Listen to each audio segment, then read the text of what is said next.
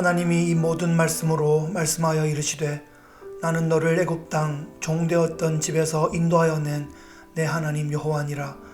너는 나 외에는 다른 신들을 내게 두지 말라. 너를 위하여 새긴 우상을 만들지 말고 또 위로 하늘에 있는 것이나 아래로 땅에 있는 것이나 땅 아래 물속에 있는 것에 어떤 형상도 만들지 말며 그것들에게 절하지 말며 그것들을 섬기지 말라. 나 내 하나님 여호와는 질투하는 하나님인즉 나를 미워하는 자의 죄를 갚되 아버지로부터 아들에게로 3, 4대까지 이르게 하거니와 나를 사랑하고 내 계명을 지키는 자에게는 1000대까지 은혜를 베푸느니라. 너는 내 하나님 여호와의 이름을 망령되게 부르지 말라. 여호와는 그의 이름을 망령되게 부르는 자를 죄 없다 하지 아니하리라. 안식일을 기억하여 거룩하게 지키라.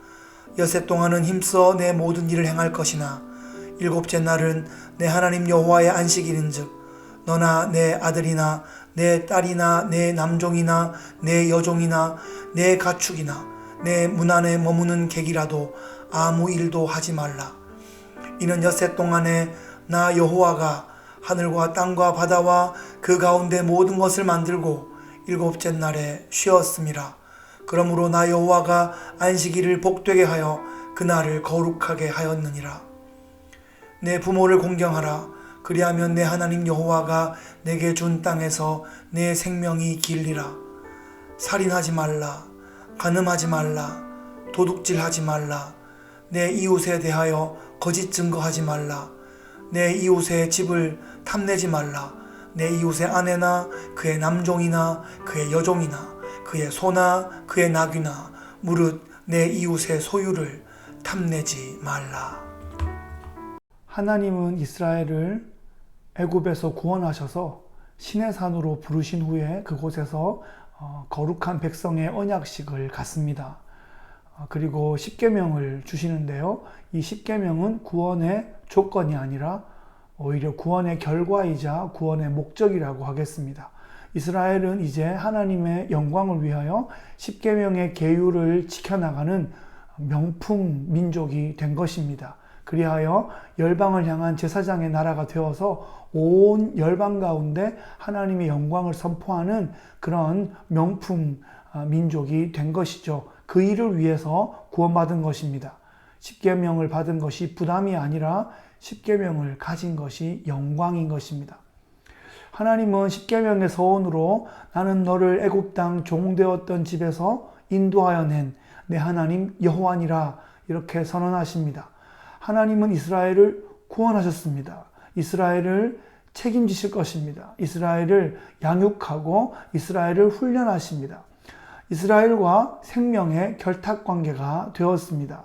하나님은 앞으로 이스라엘을 책임지시고 이스라엘은 하나님께 충성하는 그런 관계가 세워졌습니다.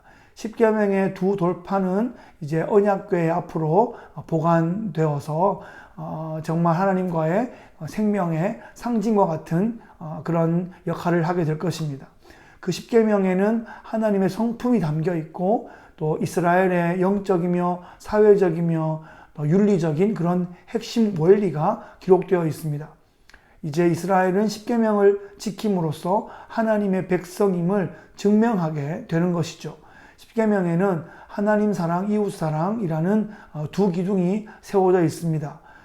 1계명부터 4계명까지 하나님 사랑에 관한 계명인데요. 1계명은 나 외에는 다른 신을 내게 두지 말라라는 계명입니다. 이는 오직 하나님만 사랑하라 라는 의미입니다. 사랑의 대상이 누구인가를 확인해 주고 있습니다. 인간은 하나님을 섬기는 위치에 있을 때 가장 아름답습니다.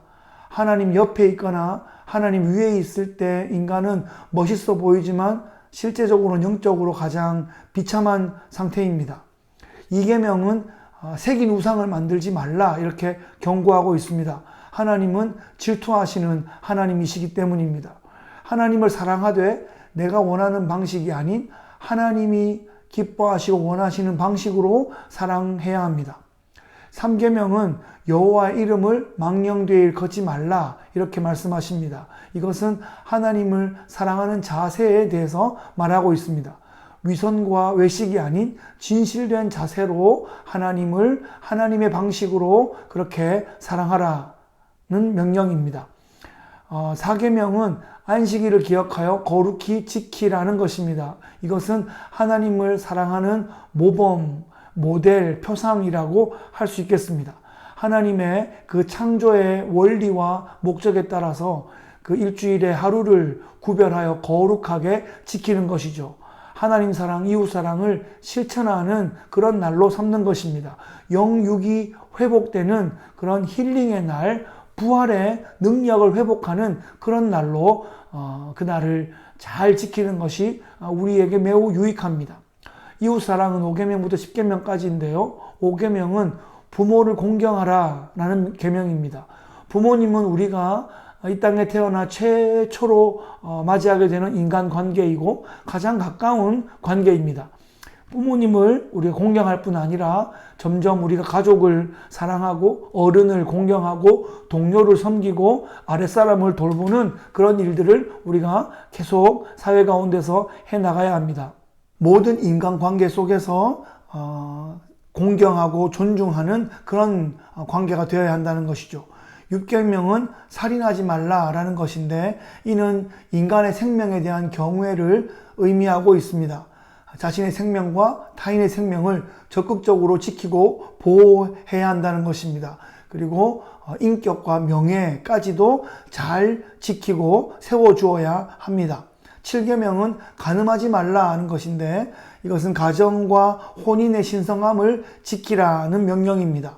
세상 법과 세상의 문화는 이 간음, 또 간통, 이런 것에 대해서 그 경계를 점점 더 모호하게 만들고 허물어뜨리고 오히려 지지하는 그런 문화를 만들어가고 있습니다.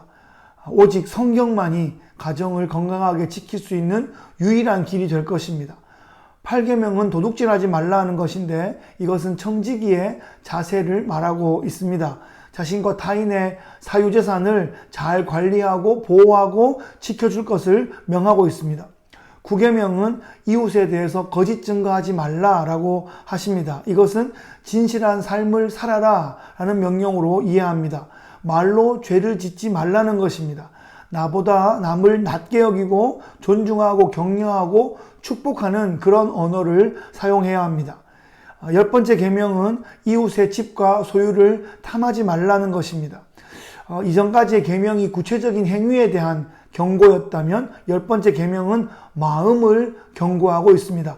탐심이 모든 죄의 근원임을 지적하고 있습니다. 이웃을 적극적으로 사랑하는 것이 탐심을 이길 수 있는 방법이 될 것입니다. 출애굽 이스라엘 백성들에게 10계명이 주어진 것처럼 구원받은 크리스찬들에게는 10계명을 능가하는 성령의 법이 주어져 있습니다. 성령의 법은 10계명을 무시하지 않습니다. 10계명을 기본으로 하고 더욱더 적극적으로 완성해 나가는 그런 방식으로 우리가 선한 삶을 추구해 나가야 합니다.